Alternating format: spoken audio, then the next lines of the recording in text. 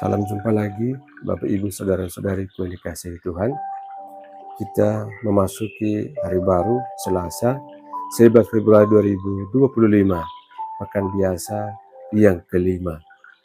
Mari kita merenungkan sabda Tuhan yang selalu menjadi inspirasi bagi perjalanan ziarah iman kita. Dalam nama Bapa dan Putra dan Roh Kudus. Amin. Tuhan bersamamu. Inilah Injil suci menurut Markus. Dimuliakanlah Tuhan. Pada suatu kali, serombongan orang Farisi dan beberapa ahli Taurat dari Yerusalem datang menemui Yesus. Mereka melihat bahwa beberapa orang muridnya makan dengan tangan najis, yaitu dengan tangan yang tidak dibasuh. Sebab orang-orang Farisi seperti orang-orang Yahudi lainnya tidak makan kalau tidak melakukan pembasuhan tangan lebih dahulu, karena mereka berpegang pada adat istiadat nenek moyang mereka.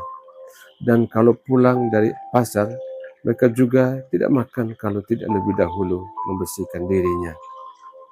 Banyak warisan lain lagi yang mereka pegang, umpamanya hal mencuci cawan, kendi, dan perkakas tembaga.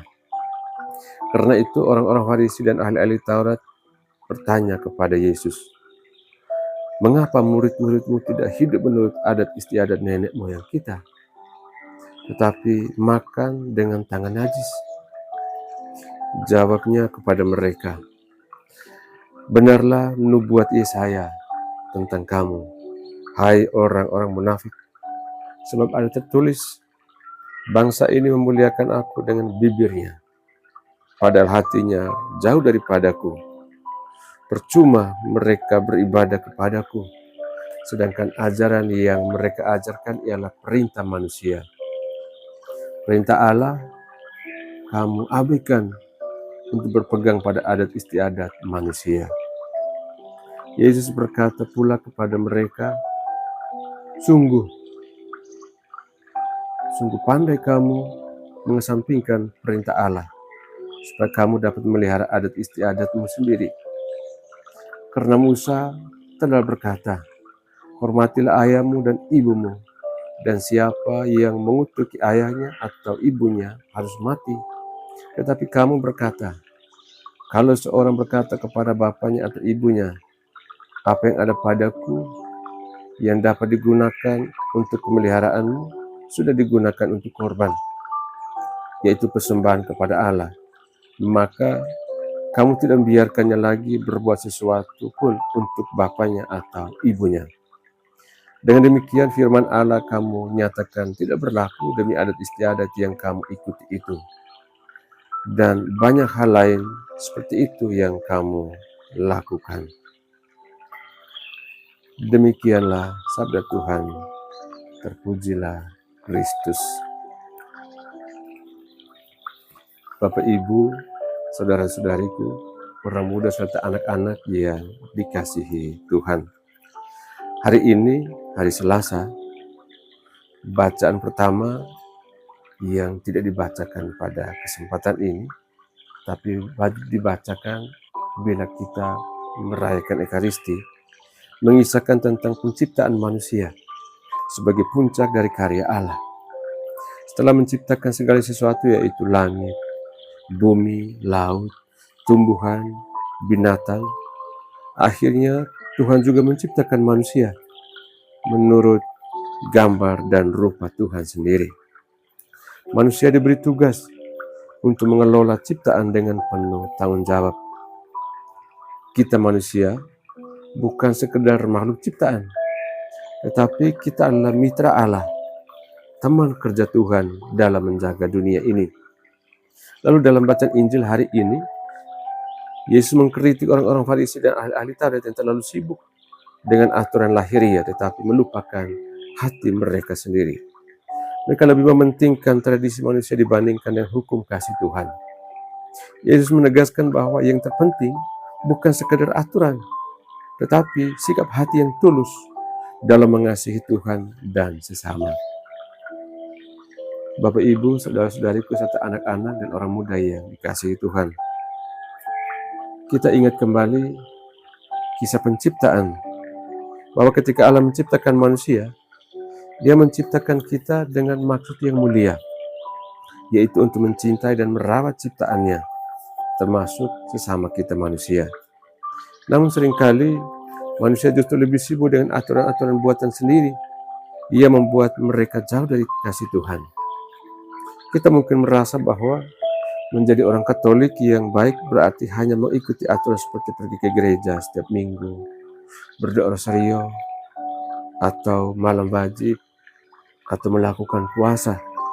Semua itu memang baik dan perlu, tetapi Yesus mengingatkan kita bahwa kehidupan iman tidak boleh hanya sebatas kewajiban lahiriah. Yang lebih penting adalah bagaimana hati kita tetap mengarah kepada Tuhan. Hati kita tetap tertuju kepada Tuhan, itu yang penting. Saudara-saudariku yang dikasihi Tuhan, Yesus kemudian menegur orang-orang Farisi karena mereka terlalu terpaku pada tradisi, bahkan sampai mengabaikan perintah Tuhan Allah. Mereka katakan bahwa seseorang bisa memberikan persembahan kepada Allah atau yang disebut dengan korban, tetapi di saat yang sama mereka mengabaikan kewajiban untuk merawat orang tua mereka.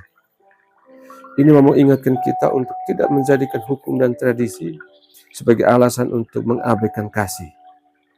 Contohnya, kita mungkin rajin dalam doa dan peran liturgi, tetapi kita bertanya bagaimana sikap kita terhadap orang tua yang semakin tua.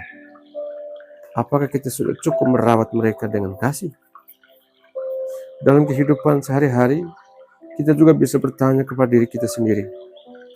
Apakah saya lebih sibuk dengan peraturan dan lupa mengasihi orang di sekitar saya? Apakah saya lebih menekankan formalitas dalam beriman daripada benar-benar menghidupi nilai-nilai Kristiani? Sama saudara yang dikasihi Tuhan, Yesus ingin agar kita ini hidup bukan hanya dengan peraturan, tetapi mesti disertai dengan hati yang penuh kasih, hati yang tulus. Saudara-saudaraku yang dikasihi Tuhan, kisah penciptaan dalam bacaan pertama mengingatkan kita bahwa Tuhan Allah adalah sumber segala sesuatu termasuk kehidupan kita ini. Dia yang memberi kita nafas dan kesempatan untuk hidup setiap hari. Maka kita dipanggil untuk menggunakan hidup ini dengan baik, yaitu untuk memuliakan Tuhan dan mengasihi sesama kita. Tuhan Yesus kemudian mengajak kita untuk tidak hanya menjadi orang yang beragama, tetapi benar-benar menjadi orang yang beriman. Iman yang sejati bukan hanya tentang memenuhi kewajiban, tetapi lebih dari itu tentang bagaimana kita menghidupi kasih setiap hari. Saudara-saudari yang dikasihi Tuhan, kita diciptakan oleh Tuhan untuk tujuan yang mulia. Hidup kita seharusnya tidak hanya diisi dengan aturan-aturan yang kaku, tetapi mesti diisi dengan kasih, dengan keadilan, dan dengan ketulusan hati. Hari ini kita diajak untuk mereksa diri kita sendiri. Apakah kita terlalu sibuk dengan aturan dan kemudian lupa mengasihi orang-orang di sekitar kita? Apakah kita beribadah hanya karena kewajiban? Ataukah kita benar-benar dengan hati yang tulus saat kita beribadah itu?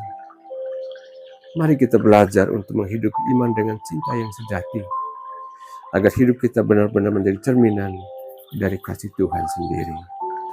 Amin. Tuhan bersamamu. Semoga kita sekalian, semua mereka yang kita kenangkan dalam doa-doa kita, dan usaha-usaha kita senantiasa dilindungi, dibimbing, dan diberkati oleh Allah yang Maha Kuasa, Bapa dan Putra dan Roh Kudus. Amin.